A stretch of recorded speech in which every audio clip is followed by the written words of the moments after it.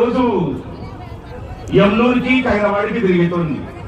కులమాల bus చూసినారా మీరు? సాయంత్రం పూట పోతుంది కులమాల బస్సు. యమునూరు నుంచి కైరవాడి మీద నుంచి కులమాల పోతుంది. మా ఊరు అయ్య పేరు చెప్పను. మా ఊర్లో ఒక అయ్య మాకు మామ వరుస అవుతాడు. ఏమయ్యో అల్లుడు బాగున్నావా? ఈ ఆవాయి యమునూరు సంతకు వచ్చినారయ్యో ఎక్క మోసం పువ్వులో ఏం లేదో అర్థం కాదు అని తక్కువ మాట్లాడతాడు. పాపం మేము మాట్లాడుకుని హాస్యక్తంగా వెళ్ళేవాళ్ళం.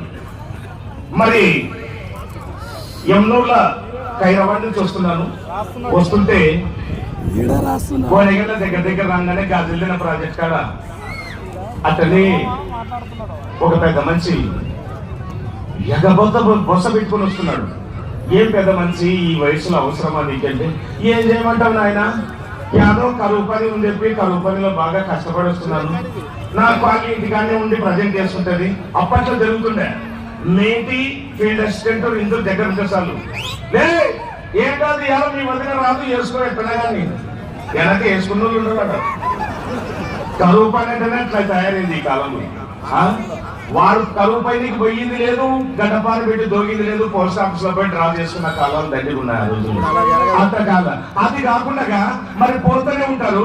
కరువు పనికి పాప పెద్ద మనిషి వస్తే నేను కరెక్ట్ కండక్టర్ పక్కనే కూర్చున్నాను. కండక్టర్ పక్కనే కూర్చొని ఉంటే పెద్ద మనిషి వచ్చాడు. ఓ సరే ఏం పెద్ద మనిషి కొంచెం కాలే తప్ప పోయిపోయి నేను ఏం పెద్ద మనిషి యాడ కొంచెం కాలేదు ఏం చేస్తాను యాడ గడ్డపార పెడతానంటే నీ అన్నాడు. గడ్డపార పెట్టనీకి నేనే దొరికి యాడ ముందర నువ్వే కూర్చునేవా యా స్థలమే లేదప్ప అన్నాడు. ఇది ఎక్కడికి కథ అని చెప్పి అట్లనే యమునూరుకి వచ్చింది. యమునూరుకి వచ్చిన తర్వాత సాయంత్రం సంత చేసుకున్నాము. కులమాల బస్సు వచ్చింది.